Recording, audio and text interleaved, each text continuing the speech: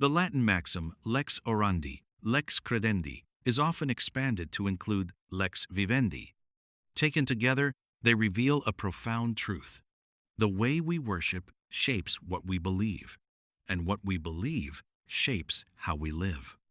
When we understand this, we begin to see more clearly into the minds of those in the 16th century who sought to strip away the ancient practices of the Roman Catholic faith, especially the Holy Mass, and those who, in response, held fast to it as a way of life worth suffering and dying for. This tension did not end there. It echoed through history. In the upheaval of the French Revolution, in the resistance of the peasants of the Vendée, in the defiance of the Cristeros of Mexico, and in many quieter struggles that continue even into our own day. With this in mind, we turn to England, to the failure of the Pilgrimage of Grace and the brutal retribution that followed, and to the Rising in the North, with its own tragic end. What are we to make of a state so determined to crush opposition, an opposition made up largely of ordinary men and women who desired only to continue practicing the faith handed down to them by their fathers and mothers? For modern ears, the savagery is difficult to comprehend. Many were tried and condemned as traitors, though their only true crime was fidelity to a faith that only a few years before had been shared by the entire realm, including crown and state alike. Yet beyond the executions, there is another, lesser-known story. Some were not immediately put to death. Instead, they were consigned to the dungeons of Durham and York, or to the grim blockhouses of Hull Castle. Their fate was slower, but no less cruel. There, in darkness and squalor, they endured disease, hunger, and neglect. Many were simply forgotten, left to waste away for refusing to renounce the one treasure they possessed, their holy faith. Some, it is said, were even held in cells below the waterline, where the rising tides crept in around them. Among these witnesses stands the figure of Father Thomas Mudd. A Cistercian priest, his story begins with the Pilgrimage of Grace.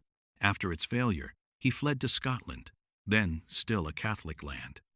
During the brief restoration under Mary Tudor, he returned to England, resuming his ministry to the scattered faithful of the North. But the Elizabethan settlement once again turned the tide against Catholics. During the Rising of the North, Father Mudd served as a chaplain. When it failed, he managed once more to escape.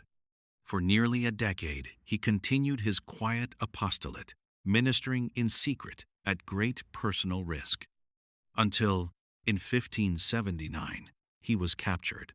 He was seized while offering the Holy Mass in a house in Boroughbridge, dragged from the altar still vested, and taken to York for trial. There, despite his age and frailty, he gave what was described as a masterful exposition of the doctrine of transubstantiation. One of his interrogators could only respond with threats. Others found themselves unable to answer him at all. Condemned, he was sent to the North Blockhouse at Hull Castle. There he remained for 3 years, in filth, in sickness, in suffering yet steadfast. On September the 7th, 1583, Father Thomas Mudd died there, a martyr. He had lived through the dissolution of his monastery at Jervolx decades earlier. He had seen his brothers executed. And still, for over 40 years, he had remained faithful. His story is not unique.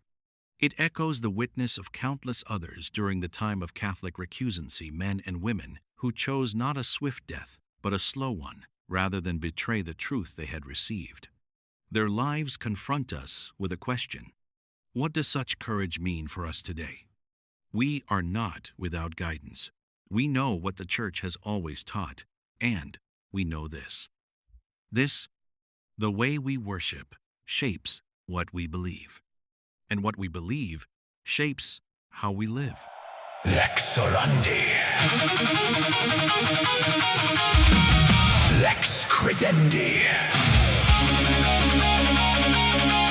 Lex vivendi!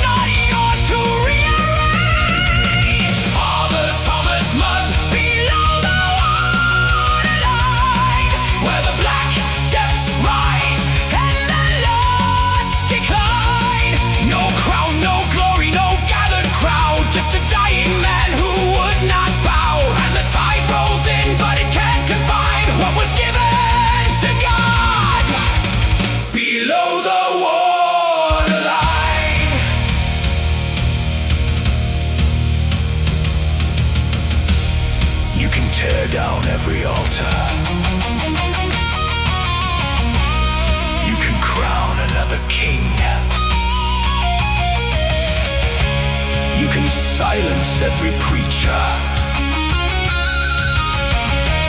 You can bury everything, but the soul that held the mystery and the hands that broke the bread will outlive your laws, and kingdoms will rise long after you are dead.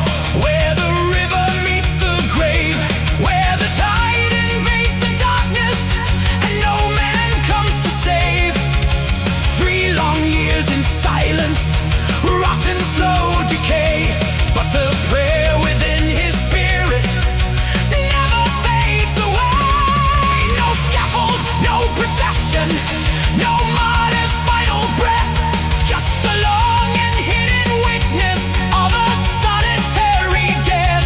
On the 7th of September, as the failing body lies, there's a kingdom breaking open far beyond their blinded eyes.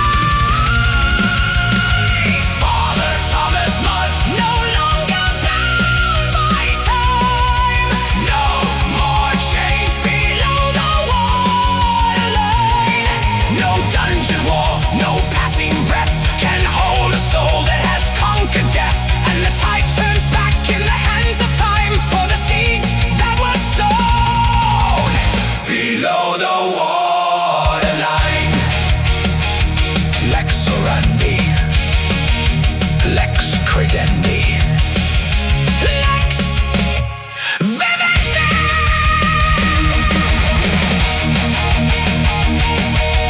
Father Thomas Mudd, Father Thomas Mudd, Father Thomas Mudd.